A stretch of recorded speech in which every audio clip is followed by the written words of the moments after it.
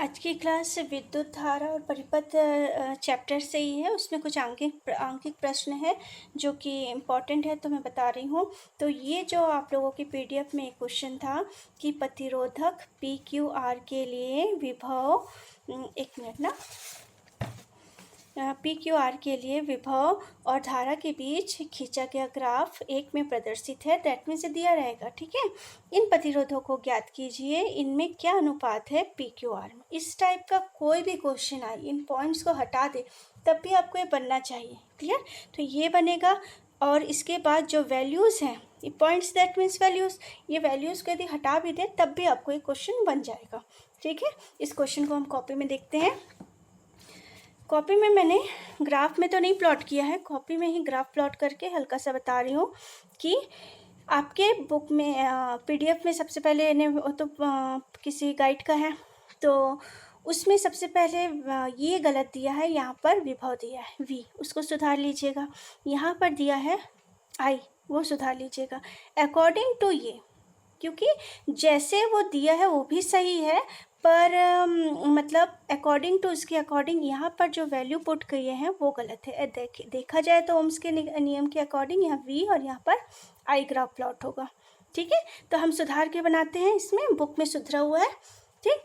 तो बुक में सुधरा हुआ है, तो बुक के उससे मैं बता रही हूँ कि क्या दिया है, एक P, एक Q और एक R, ठीक है। P Q R दिया है, P और Q और R के लिए हमको अनुपात ज्ञात करना है। तो अनुपात में जो पॉइंट्स दिए हैं उसको मैंने हाईलाइट्स किया है। तो P के लिए पॉइंट्स क्या हैं, 20 और 1 में।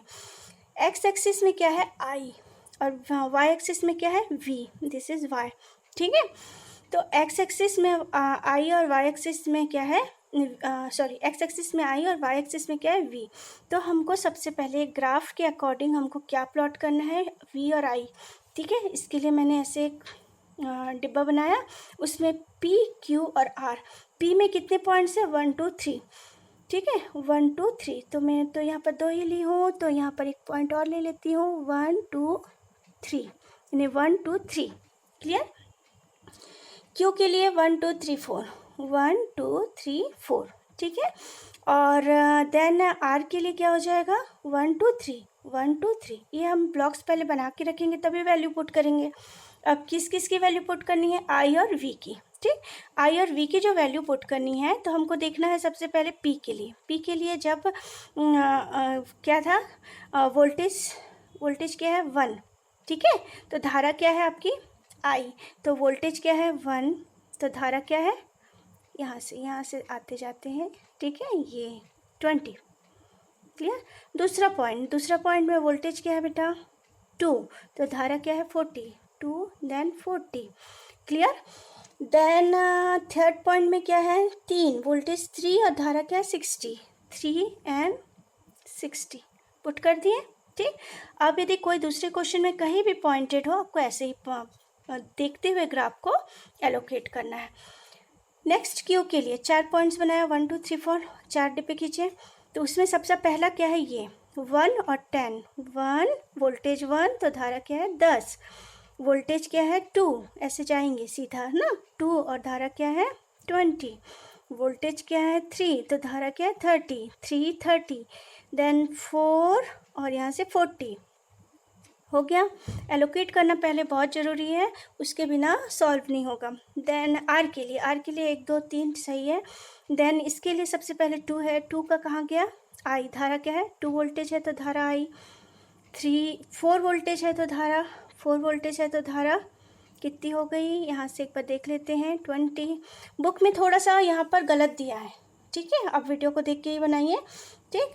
6 दिया है, या तो उसमें सुधार लेना, 6 है तो यहाँ पर क्या है, 30, 6 है तो 30, ठीक है। एलोकेशन में वहाँ प्रिंटिंग मिस्टेक है तो उसको सुधार लेना, ठीक है।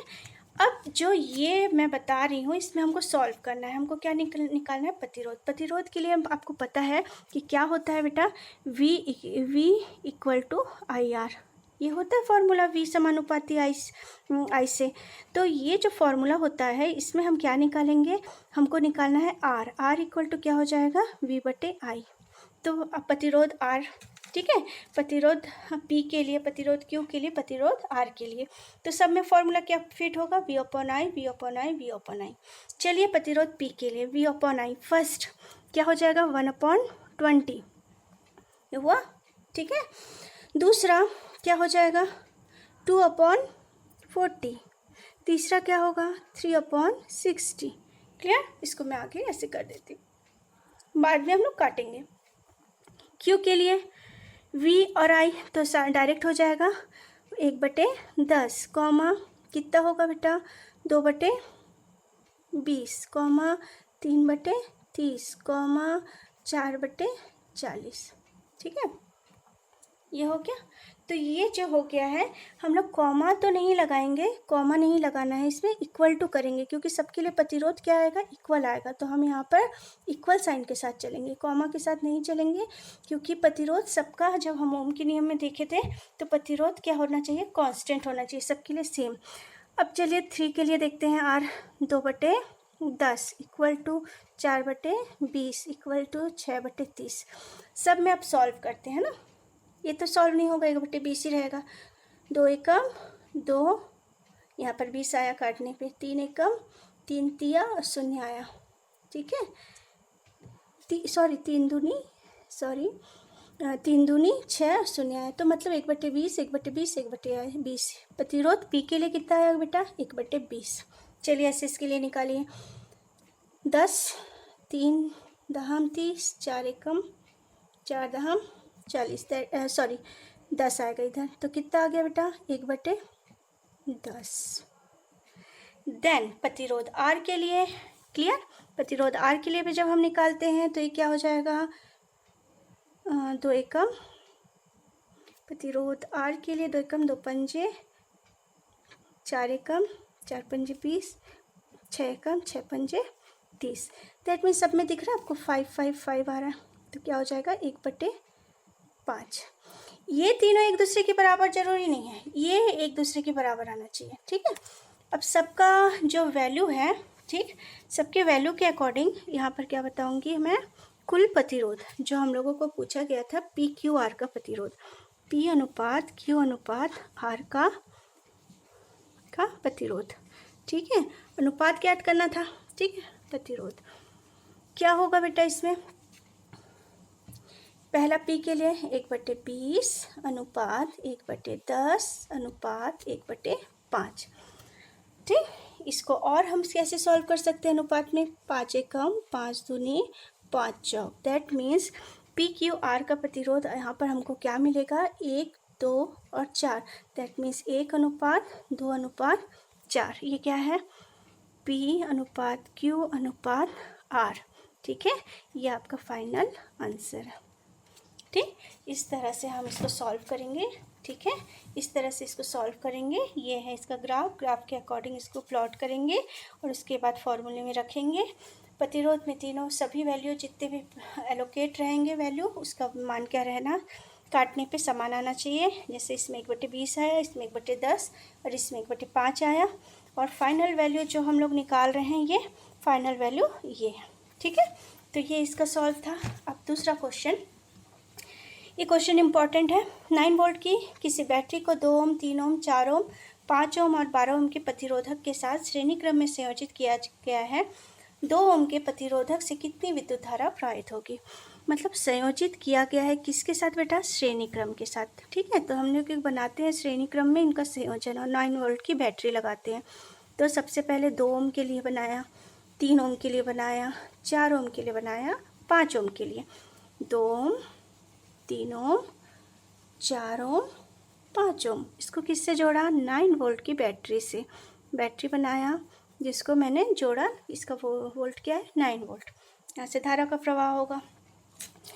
परंतु इसमें 2 ओम के प्रतिरोधक से कितनी विद्युत धारा प्रवाहित होगी, तो इसको श्रेणी क्रम में जोड़ा, तो सबसे पहले हम लोग क्या निकालेंगे, R = R1 + R2 + R3 + R4, value रख दो बेटा, 2 + 3 + 4 + 5, ठीक है। कितना हो गया ये, 2 और 3 5, 5 5 10, देन 14 14 ओम, R = कितना आया 14 ओम, क्लियर। 14 ओम आने के बाद ये तो आर निकला, हम लोग को क्या निकालना है, विद्युत धारा क्या कितनी प्रवाहित होगी। तो विद्युत धारा क्या निकालेंगे, V equal to I R से, मैं यहाँ से डायरेक्ट बता रही हूँ, I इक्वल टू क्या होगा, V बटे आर।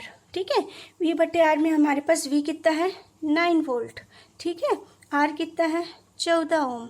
ठीक है, तो ये 14 ओम आया, तो ये इसका टोटल आंसर आता है 0.34 ओम। आप भाग दीजिएगा। ठीक है, तो क्वेश्चन का जो ये आंसर है, ठीक है, ये क्या बताता है कि 2 वोल्ट के प्रतिरोधक से कितनी विद्युत धारा प्रवाहित होगी, 0.3।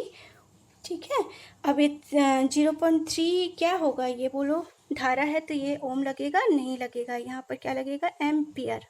ठीक है, हम इसको क्या बोलते हैं, एम्पियर। एम्पियर विद्युत धारा प्रवाहित होगी ये। ठीक, अब नेक्स्ट क्वेश्चन है, 2, 3, 5 ओम के 3 प्रतिरोधक को आप किस प्रकार संयोजित करेंगे कि तुल्य प्रतिरोध, मतलब इसको हमको संयोजित करना है कि तुल्य प्रतिरोध कितना आया, इतना आंसर आना चाहिए। चित्र बनाकर दिखाइए। अब देखिए, इनको श्रेणी क्रम में जोड़ेंगे तो 2 + 3 + 5, 5 + 10, 10 ओम आ जाएगा। क्या आया, 10 ओम नहीं। तो इसको हमको कैसे जोड़ना है, तो चित्र बना के हम देखते हैं। ये 2 + 3, 5, 5 + 5, 5, तो इसको ऐसे करते हैं, 2, 3, इसको 2 ओम को और 3 ओम को श्रेणी में जोड़ दिए, और इसी के नीचे एक बनाती हूँ, एक समानांतर में जोड़ देते हैं। ठीक है, ये क्या हो गया, 5 ओम। ठीक है, और इसको क्या करना है, किसी बैटरी से जोड़ना है, नहीं जोड़ना है तब भी हम जोड़ देते हैं, क्योंकि एक सर्किट कंप्लीट होना चाहिए। ठीक है, प्लस माइनस, यहाँ से क्या धारा प्रवाहित होगी, आई। ठीक, अब इसको सॉल्व करिए। सॉल्व करना तो इजी है। पहले क्या हो जाएगा, R इक्वल टू क्या होगा, 2 + 3, ये दोनों श्रेणी में है तो क्या होगा, R equal to R1 + R2। Clear, तो क्या होगा, 2 + 3 दैट मीन्स क्या हो गया, 5 ओम। ठीक, तो ये दोनों को जोड़ी तो मेरे पास सर्किट कैसे बन गया, ऐसे बन गया। ठीक, अब ये 5 ओम हो गया, नीचे ऑलरेडी ऐसे है, ये जुड़े हैं आपस में। ठीक है, ये भी 5 ओम है। अब इनको कैसे सॉल्व करूँ बेटा, R इक्वल टू क्या हो जाएगा, 1/5 + 1/5, ये समानांतर है ना, तो क्या होगा, लघुत्तम निकाले 5, तो सॉल्व करेंगे तो 1 + 1 दैट मीन्स 2/5। ये R डैश कर देती हूँ, ये R है तो ये R डैश कर देते हैं, R डैश। ठीक है, तो अब इसको चलिए, अब यहाँ पर क्या होगा, ये भी तो 1/, होगा।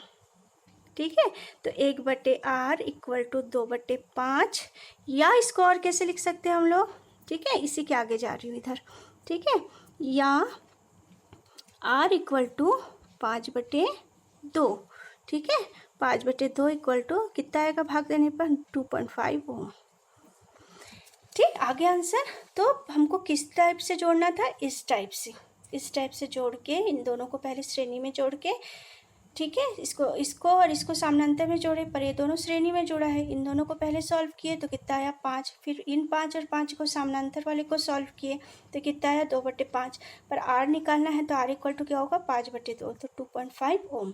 ठीक है, ये जो है इस टाइप के क्वेश्चन आते हैं, तो आपको थोड़ा सा समझ के करना पड़ेगा कि कैसे हमको इसको सॉल्व करना है।